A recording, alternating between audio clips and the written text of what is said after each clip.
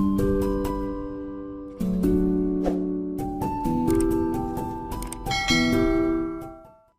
Hello friends, welcome back to my channel. எல்லோரும் எப்படி friends இருக்கீங்க? சூப்பராக இருக்கீங்கன்னு நினைக்கிறேன். இன்றைக்கி நம்ம வீடியோவில் எதை பற்றி டிஸ்கஸ் பண்ண போகிறோம் அப்படின்னு பார்த்தீங்கன்னா, ஒரு சூப்பரான ஃபர்டிலைசர் வீடியோ தான் ஃப்ரெண்ட்ஸ் நான் ஷேர் பண்ணியிருக்கேன். இந்த ஃபர்டிலைசர் பயன்படுத்துனதில் என்னுடைய செடியில் வந்து பார்த்திங்க அப்படின்னா புது புது கிளைகள் வந்து அழகாக எடுத்து வந்திருக்கு. மொட்டுக்கள் எல்லாமே பார்த்திங்கன்னா பெருசாகவே இருக்குங்க. பூக்கள் எல்லாமே பூத்துருக்கு. நல்லாவே ஓவராலாக க்ரோத் வந்து சூப்பராக இருந்தது. மெயினாக வந்து பார்த்திங்கன்னா ஒரே வாரத்திலே எனக்கு ரிசல்ட் கிடச்சிதுங்க. இதில் பாருங்கள் எவ்வளோ அருமையாக பூத்தலைகள் எடுத்து வந்திருக்குன்னு. இது மட்டும் இல்லைங்க, ஒரு சின்ன செடி இருக்குது, அதையும் காமிக்கிறேன் பாருங்கள்.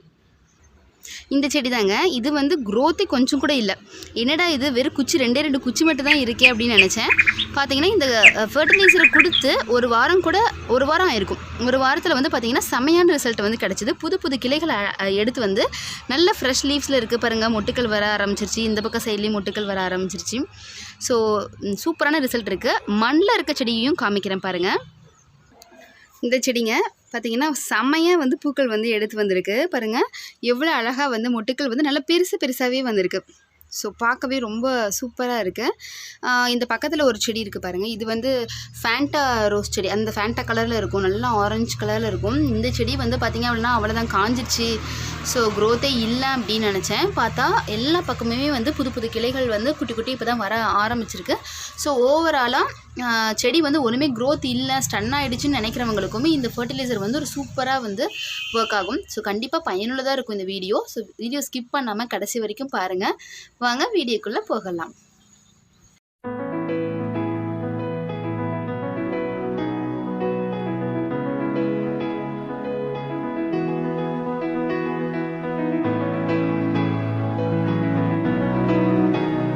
ஸோ அது என்ன ஃபர்டிலைசர் அப்படின்னு பார்த்தீங்கன்னா, இதை பார்த்ததுமே சில பேத்துக்கு தெரிஞ்சிருக்கும். ஹியூமிக் தாங்க. இந்த ஹியூமிக் ஆசிட் வந்துட்டு அவ்வளோ நன்மை தரக்கூடியதாக இருக்குது செடிகளுக்கு. இதனுடைய ஃபஸ்ட்டு பயன் வந்து என்ன அப்படின்னு பார்த்தீங்கன்னா, சீட் ஜெர்மினேஷனுக்கு வந்து ரொம்பவுமே ஹெல்ப் பண்ணுதுங்க. சில விதைகள்லாம் நம்ம போட்டிருப்போம், ஆனால் முளைக்காது இல்லைங்களா? அந்த மாதிரி சமயத்தில் இது நம்ம லிக்விடாக அந்த விதைக்கு வந்து நம்ம கொடுத்துக்கிட்டே இருக்க பட்சத்தில் வந்து பார்த்திங்க அப்படின்னா நல்ல வேர் பிடிமானம் ஏற்பட்டு சீக்கிரமாக முளைச்சி வந்துடும். அதுக்கப்புறம் நம்ம ரோஸ் செடியை வாங்கி வச்சுருப்போம். சின்ன செடியாக இருக்க மாதிரி நீங்கள் வாங்கிட்டு வந்து அது காஞ்சி போகிற மாதிரி இருக்குது அப்படின்னா நீங்கள் வந்து இந்த ஹியூமிக்கை வந்துட்டு 1 லிட்டருக்கு வந்து பார்த்திங்கன்னா சும்மா 1/4 டீஸ்பூனுக்கும் கம்மியாக எடுத்து நீங்கள் ஒரு 0.5 கிராம் 1 கிராமுக்கும் ரொம்ப அந்த பாதி கிராம் மட்டும் எடுத்து நீங்கள் தண்ணியில் கலந்து விட்டு செடிகளுக்கு கொடுத்தீங்க அப்படின்னா அந்த செடி வந்து நல்லா தப்பிச்சுக்கோங்க. ப்ளஸ் வந்து ரூட் டெவலப்மெண்ட் சூப்பராகவே இருக்கும். அடுத்தது வந்து பார்த்திங்கன்னா ஒவ்வொரு செடி வந்து வச்சு நமக்கு வந்து க்ரீனிஷாகவே வந்து செடிகள் வராது. இன்டோர் பிளான்ட்ஸ்லேயும் பார்த்திங்க அப்படின்னா காஞ்சி போகிற மாதிரி இருக்கும். அந்த மாதிரி சமயத்தில் ஹியூமிக் நம்ம கொடுத்துட்டே வரும்போது செடிகள்லாம் வந்து பார்த்திங்கன்னா நல்ல தளன்னு நல்ல க்ரீனிஷாக இருக்குங்க. அந்த பூக்கள் இருக்குது இல்லைங்களா, பூக்கள் எடுத்து வர்றது நல்ல கொத்தாக பூக்கள் வரும். அப்புறம் நம்ம இங்கே பார்த்துருப்போம், நர்சரியிலலாம் பார்த்துருப்போம், அப்படியே பெரிய பூக்களாக பார்த்துருப்போம் இல்லைங்களா? அந்த மாதிரி பூக்கள் வந்து கிடைக்கணும் அப்படின்னு நினச்சிங்கன்னா ஹியூமிக் வந்து பயன்படுத்தணும் அப்படின்னா அதே மாதிரி பூக்கள் வந்து நமக்கு கிடைக்குங்க. பார்க்கவே ரொம்ப பியூட்டிஃபுல்லாக இருக்கும் பார்க்கவே. இப்போ நான் காமிச்சில்லைங்களா என்னுடைய செடியில் அந்த மாதிரி. இந்த ஹியூமிக் வந்து கொடுத்துட்டே இருந்தோம்னு வச்சுக்கோங்களேன், நம்ம அடிக்கடி வேறு ஃபர்டிலைசர் கொடுக்கணுன்ற அவசியமே வந்து கிடையாதுங்க.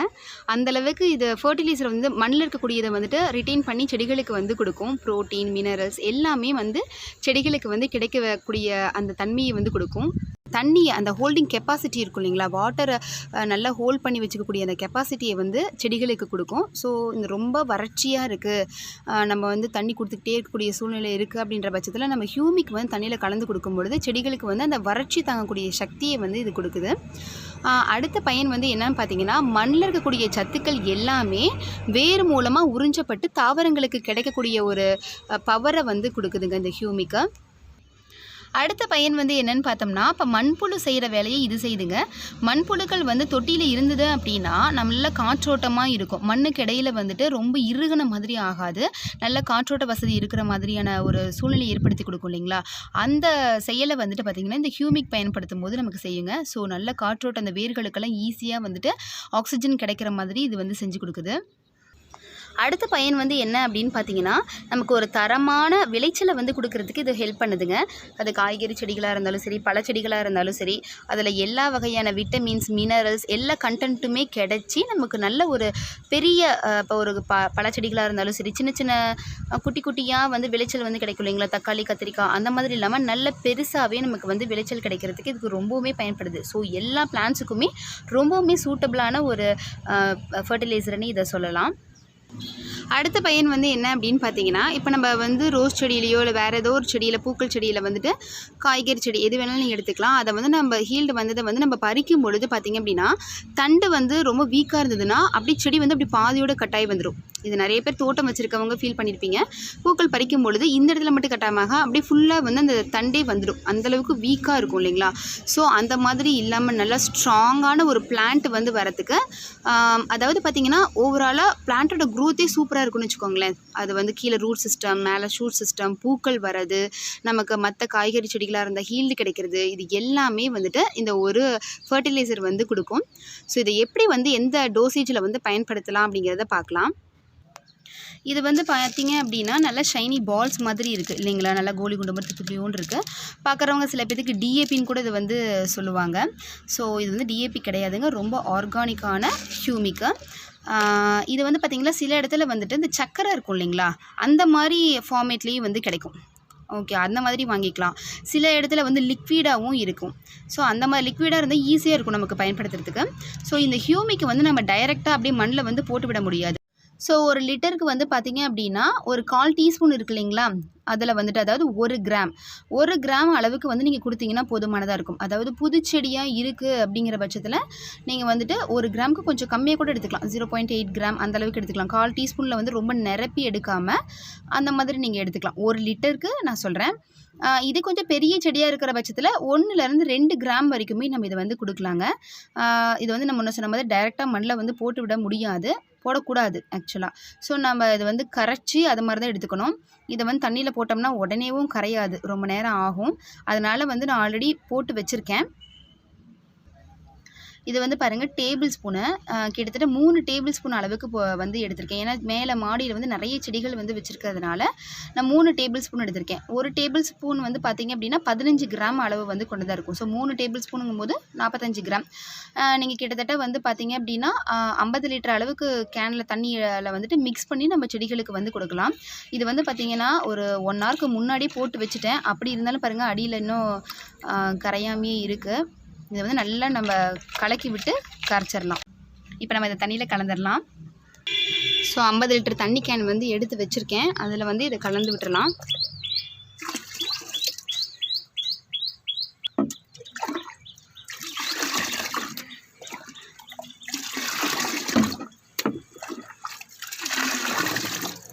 ஒவ்வொரு செடிகளுக்காக கொடுத்துடலாம்.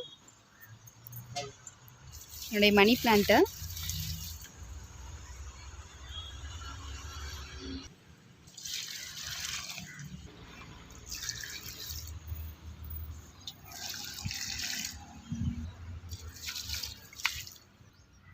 இந்த ஃபர்டிலைசரை எத்தனை நாளைக்கு ஒரு முறை கொடுக்கலாம் அப்படின்னு பார்த்தீங்கன்னா 15 நாளைக்கு ஒரு முறை நீங்கள் செடிகளுக்கு வந்து கொடுத்துட்டு வரலாங்க. நல்ல பெஸ்ட்டான ரிசல்ட் வந்து இருக்கும். ஃப்ரெண்ட்ஸ், இந்த ஃபர்டிலைசரை வந்து நீங்கள் பயன்படுத்தி பார்த்துட்டு உங்களோட செடியில் எந்தளவுக்கு ரிசல்ட் இருந்தது அப்படின்றத ஷேர் பண்ணிக்கோங்க. இந்த வீடியோ வந்து கண்டிப்பாக உங்களுக்கு பயனுள்ளதாக இருக்கும்னு நினைக்கிறேன். ஸோ வீடியோ வந்து பிடிச்சிருந்தது அப்படின்னா குட்டியை லைக் கொடுங்க. யாருக்காவது யூஸ்ஃபுல்லாக இருக்கும்னு நினச்சிங்கன்னா ஷேர் பண்ணுங்கள். சப்ஸ்கிரைப் பண்ண மறந்துடாதீங்க. என்ன டவுட்டாக இருந்தாலும் கமெண்ட் பாக்ஸில் கமெண்ட் பண்ணி கேளுங்க ஃப்ரெண்ட்ஸ். உங்களுடைய ஐடியா எதுவாக இருந்தாலும் தாராளமாக சொல்லலாம். ஓகே ஃப்ரெண்ட்ஸ், அடுத்த பயனுள்ள ஒரு வீடியோவில் சந்திக்கலாம். பாய்.